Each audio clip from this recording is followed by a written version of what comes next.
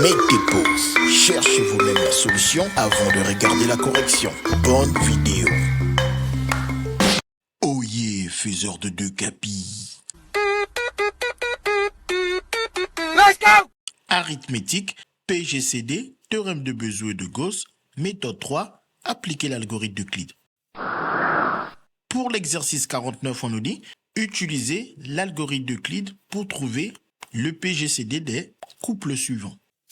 Alors, déjà, on commence par rappeler que l'algorithme d'Euclide dit que si A est divisé par B dans une division euclidienne et qu'on obtient un reste de Q et de un reste de R et un quotient de Q, alors le PGCD de A et de B est égal au PGCD du diviseur B et du reste R.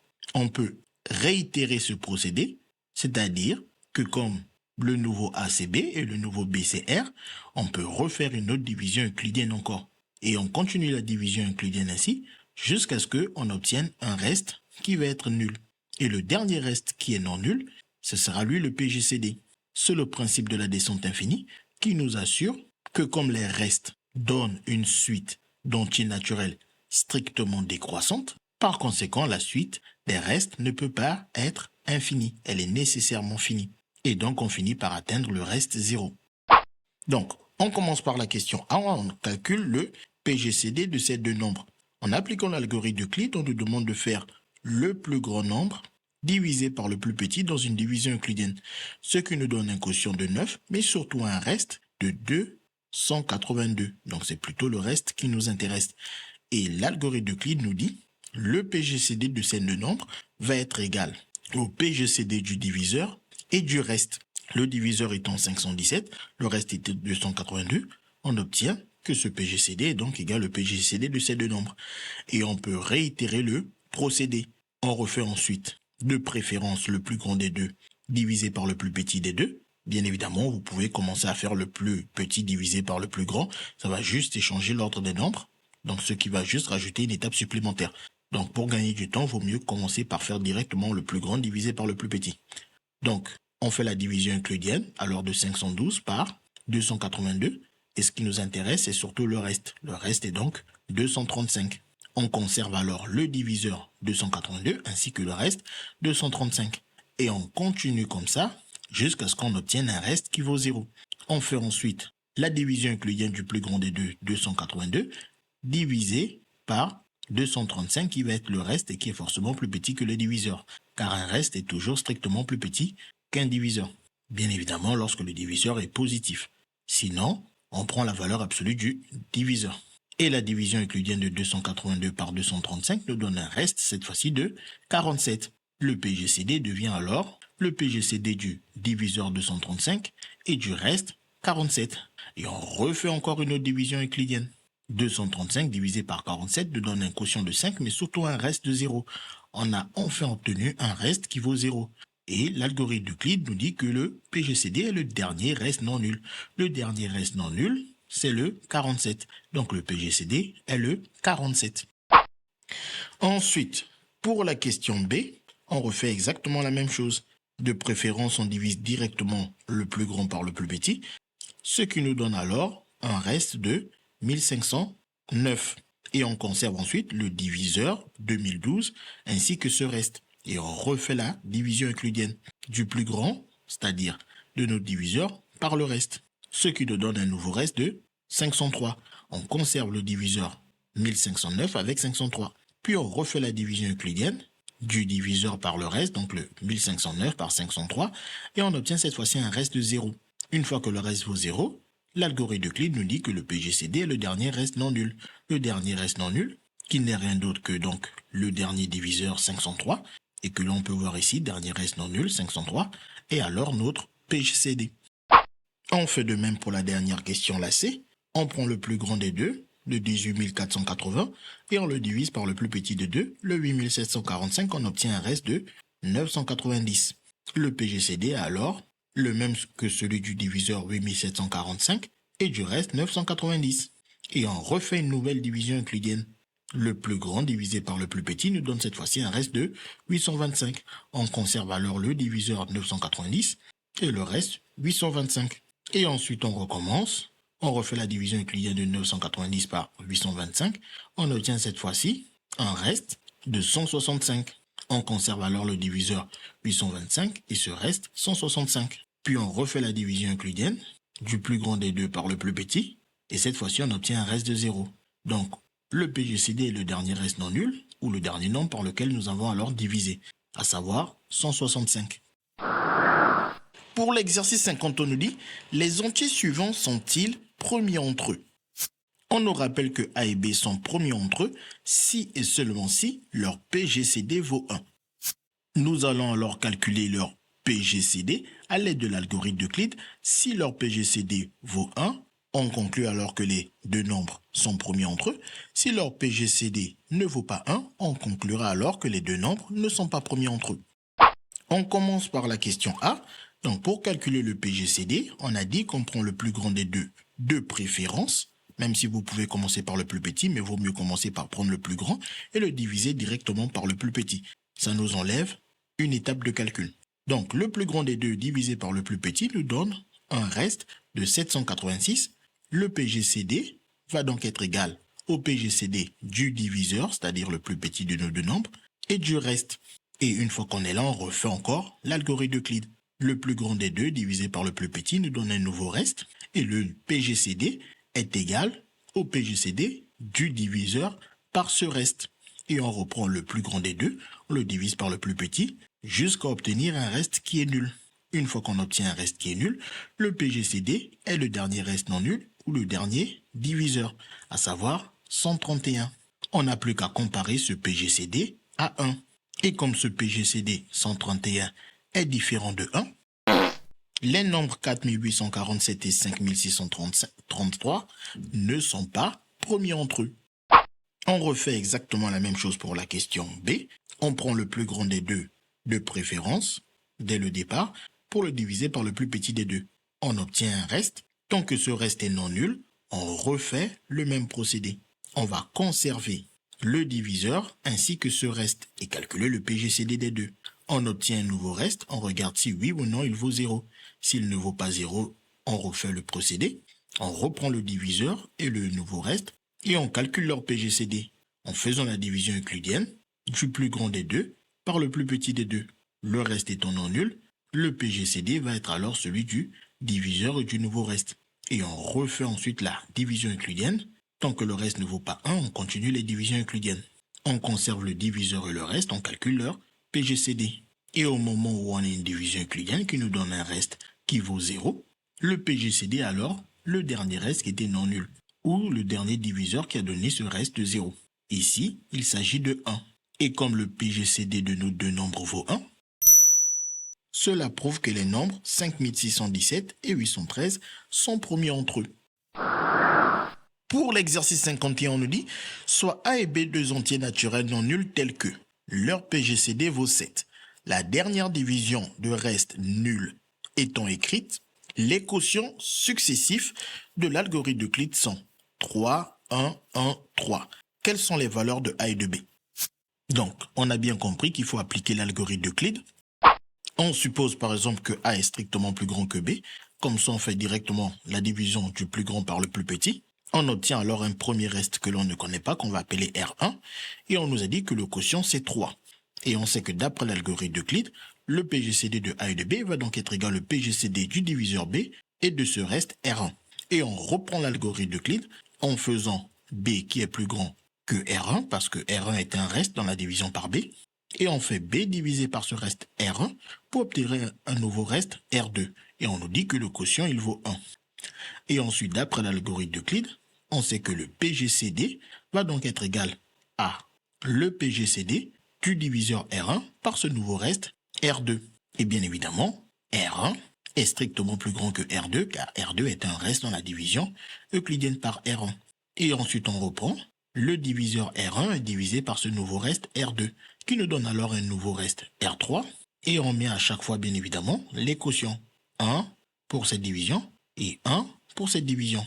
Et ensuite, le nouveau PGCD va être le PGCD du diviseur R2 par le nouveau reste R3. Et comme on nous dit que le dernier reste nul étant écrit, le quotient est de 3, alors on sait que au moment où on a le dernier quotient de 3 qui apparaît, le reste est nul. D'après cette information, il s'agit de la division euclidienne du diviseur R2 par le reste R3. R3 qui est aussi, bien évidemment, strictement plus petit que R2 parce que R3 est le reste dans la division euclidienne par R2.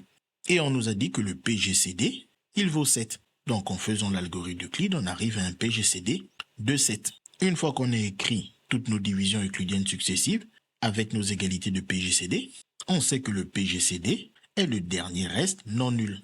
Le dernier reste non nul est R3. Donc ce qui veut dire que R3 est le PGCD 7. Ce qui nous donne alors une information sur R3 et la seule inconnue ici devient R2. Et on sait que d'après l'égalité de la division euclidienne rappelée ici, le nombre divisé est égal au diviseur fois le quotient plus le reste, ce qui va alors nous permettre de calculer R2. On va alors remonter nos divisions euclidiennes sans faire une remontée euclidienne.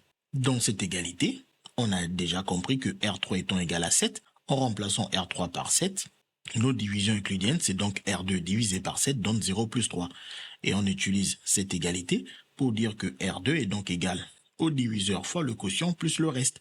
7 fois 3 plus 0 donne 21. R2 vaut alors 21. On peut donc venir dans la division euclidienne précédente pour remplacer R2 par sa valeur 21. On se retrouve avec la seule inconnue R1. Et on refait exactement la même chose à l'aide de cette égalité. Le nombre divisé est égal au diviseur fois le quotient plus le reste. R1 est égal à 21 fois 1 plus 7, ce qui nous donne 28. R1 vaut donc 28. On vient dans la division précédente et on remplace alors R1 par 28. Et la seule inconnue est donc B. Et on refait exactement la même chose. Le nombre divisé est égal au diviseur fois le quotient plus le reste. B est donc égal à 28 fois 1 plus 21, ce qui donne alors que B vaut 49. On repart dans la division euclidienne précédente pour remplacer le B par 49. La seule inconnue est alors A. Le nombre divisé A est égal au diviseur 49 fois le quotient 3 plus le reste 28. A est égal à 49 fois 3 plus 28, ce qui nous donne alors 175. On obtient ainsi les valeurs de A et de B. Ce qui nous donne alors les valeurs possibles pour A et B. A et B valent 175 49 ou 49 175. 175 49 si le A il est plus grand que B, c'est-à-dire qu'on commence à faire A divisé par B. Ce qui en général est sous-entendu. En général, comme on peut le constater, on écrit la division euclidienne en faisant du A divisé par B. Mais bien évidemment, on n'a pas exclu ici clairement la possibilité que le A soit plus petit que B. Et donc, que l'on fasse la division euclidienne de B par A. Si on fait la division euclidienne de B par A, les calculs sont identiques. Et donc, du coup, les rôles de A et de B étant échangés, par conséquent, leurs valeurs seront aussi échangées. Donc, A aura plutôt la valeur 49 et B aura la valeur 175. Par symétrie de cette équation, c'est-à-dire par symétrie du rôle de A et de B dans cette équation. Pour l'exercice 52, on nous dit soit A et B, deux entiers naturels non nuls tels que leur PGCD vaut 15. La dernière division de reste nul étant écrite, les quotients successifs de l'algorithme d'Euclide sont 2, 4, 1, puis 3, 2. Quelles sont les valeurs de A et de B? On a donc compris qu'il s'agit du même exercice que le précédent. On va donc le résoudre en utilisant la même technique que dans l'exercice précédent. Et donc par conséquent utiliser l'algorithme d'Euclide. Si l'on suppose que le A est strictement plus grand que le B, alors la première division est A divisé par B parce que le quotient est non nul. Donc forcément, on divise le plus grand par le plus petit pour avoir un quotient non nul. Et bien évidemment, le premier reste est non nul puisqu'on nous dit qu'on fait plusieurs autres divisions euclidiennes. C'est pour ça que A est strictement plus petit que B, A ne peut pas être égal à B. Sinon, on aurait eu un quotient, un premier reste, nul, et l'algorithme d'Euclide devait s'arrêter. Donc, d'après l'algorithme d'Euclide, le PGCD est alors conservé chaque fois qu'on remplace A et B par le diviseur et le reste. Le PGCD de A et de B est donc égal au PGCD du diviseur B et du reste R1. Le premier reste, nous l'appelons alors R1, étant donné que nous ne le connaissons pas. Et ensuite, on refait une deuxième fois l'algorithme d'Euclide en divisant le plus grand B par le nouveau reste. Donc on sait que R1 étant le reste dans la division euclidienne par B, il est donc strictement plus petit que B. Donc on fait bien la division entre le plus grand B par le plus petit R1, qui nous donne un nouveau reste R2 et avec un quotient de 4. Premier quotient c'était 2, le deuxième quotient c'est 4. On reprend le nouveau diviseur R1 et on le divise par le nouveau reste R2. Et on sait que le PGCD va être alors conservé. Donc, attention ici, c'est égal. On fait donc la division euclidienne du plus grand R1 par le plus petit R2, étant donné que R2 étant le reste dans la division par R1, il est donc strictement plus petit que R1. Le nouveau reste, on l'appelle alors R3. Le quotient nous a dit qu'il s'agit de 1. Le PGCD est conservé lorsqu'on remplace les deux nombres par le diviseur et le reste. Puis on refait une nouvelle division euclidienne du plus grand R2 par le plus petit R3. R3 étant le reste dans la division euclidienne par R2, il est donc plus petit que R2. On fait donc le plus grand R2 divisé par le plus petit R3 qui nous donne un reste R4 et le quotient 3 nous est précisé. Et ensuite on sait qu'on va maintenant avoir le dernier quotient 2 et donc par conséquent un reste de 0. Parce qu'on nous a dit la dernière division de reste nul étant écrite, on a donc le dernier quotient ici qui apparaît dans cette dernière division de reste nul. Et donc, il s'agit de faire le plus grand R3 divisé par le plus petit R4. R4 étant le reste dans la division euclidienne par R3, il est donc strictement plus petit que R3. Et ensuite, une fois qu'on a le dernier reste nul, on sait que le PGCD est le dernier reste non nul, à savoir donc le dernier diviseur R4. Et l'énoncé nous a dit que le PGCD, il vaut aussi 15. Donc on peut dire que ce R4 n'est rien d'autre que 15. On peut donc remplacer ici R4 par 15. Et une fois que tous ces nombres sont connus, on va donc pouvoir dire que, d'après cette égalité, le nombre divisé est égal au diviseur fois le quotient plus le reste pour pouvoir calculer R3. Une fois qu'on aura R3, on va le remplacer. R4, on le connaît plus que c'est 15. Et on va refaire la même chose pour calculer R2.